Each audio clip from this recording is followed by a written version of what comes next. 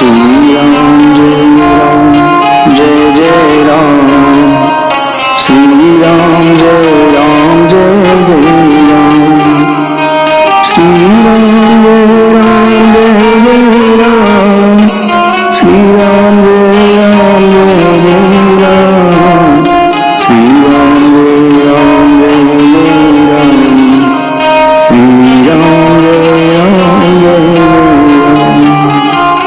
ओम श्री गणेशाय नमः। ओम श्री सरस्वती नमः। ओम श्री सीतारामाभ्यां नमः। श्री रामचरितमानस बालकांड। मैं उन गुरुदेव के कमल रूपी चरणों की वंदना करता हूँ जो दया के सागर और मानव रूप में श्री हरि ही हैं, तथा जिनके वचन मोह माया रूपी महाअंधकार का नाश करने के लिए सूर्य किरणों के सदृश हैं। मैं श्री गुरुदेव के चरणों की धूल की भी वंदना करता हूँ जो सुरुचिपूर्ण सुगंध युक्त तथा अनुराग रूपी रस से पूर्ण है। वह संजीवनी बूट का सुंदर चूर्ण है जिससे समस्त रोगों के परिवार का नाश हो जाता है।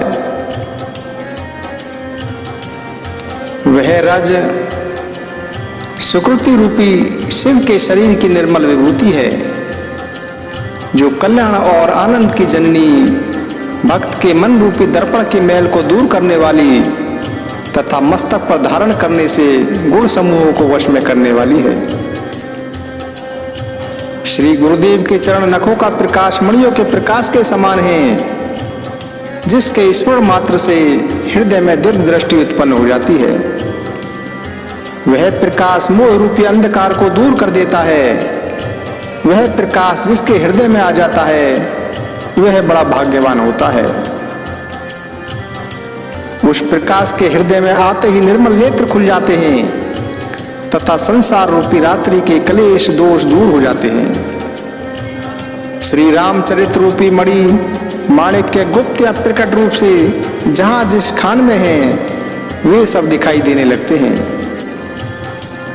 जैसे साधक सिद्ध और सुजान व्यक्ति सिद्ध अंजन को नेत्रों में लगाकर पृथ्वी वन और पर्वतों के भीतर कौतुक से ही नाना प्रकार की खान देखते हैं, उसी प्रकार श्री गुरुदेव के चरणों की रज कोमल व सुंदर नैनों के लिए अमृत के समान है जो नेत्रों के समस्त दोषों का नाश कर देने में सक्षम है। मैं उसी अंजन से अपने विवेक रूपी नेत्रों को निर्मल कर संसार रूपी बंधन से मुक्त कर देने वाले श्री राम जी के चरित्र का वर्णन करता हूँ।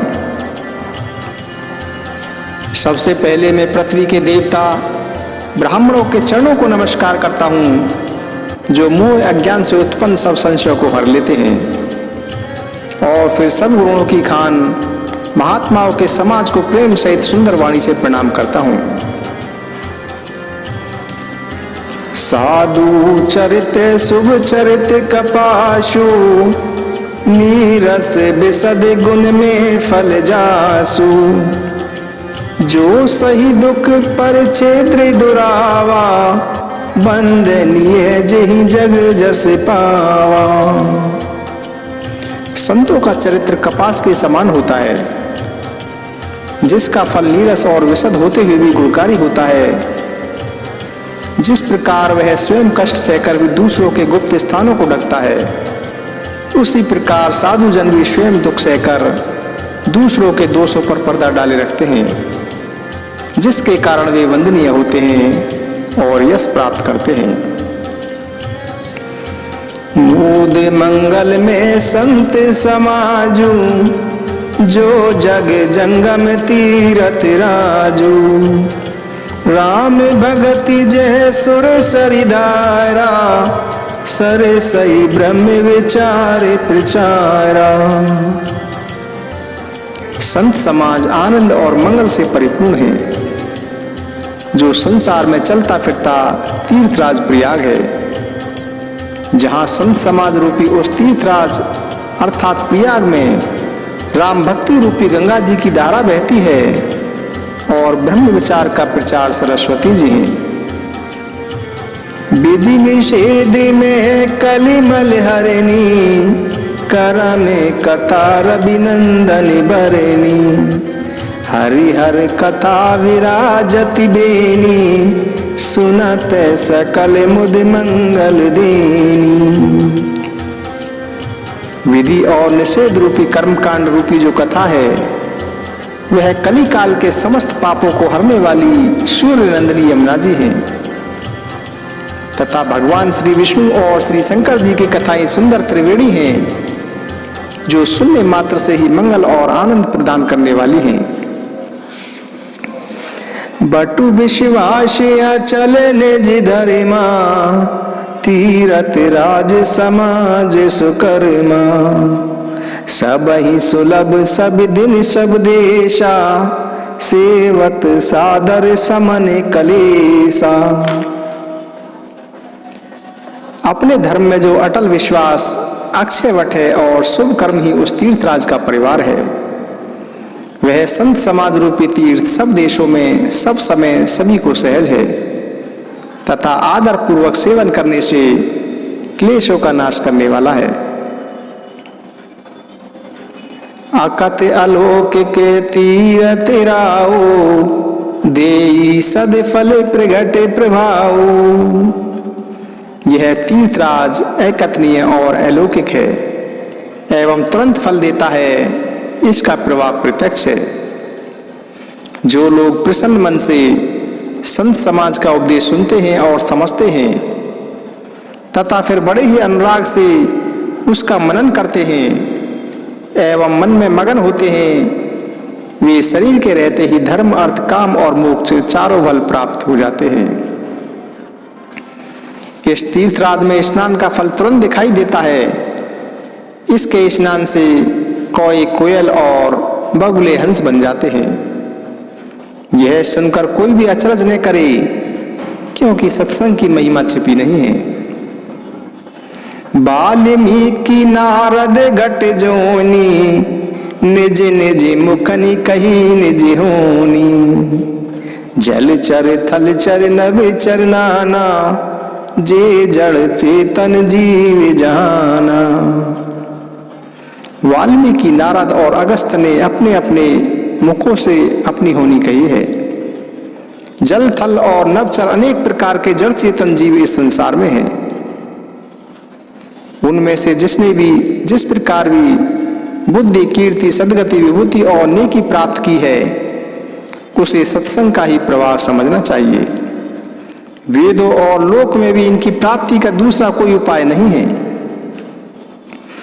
बिनु सत्य संग विवेक न होई, राम कृपा बिनु सुलभ न सोई। सत्य संगत मुद मंगल मूला, सोई फले सिद्धि सब साधन फूला।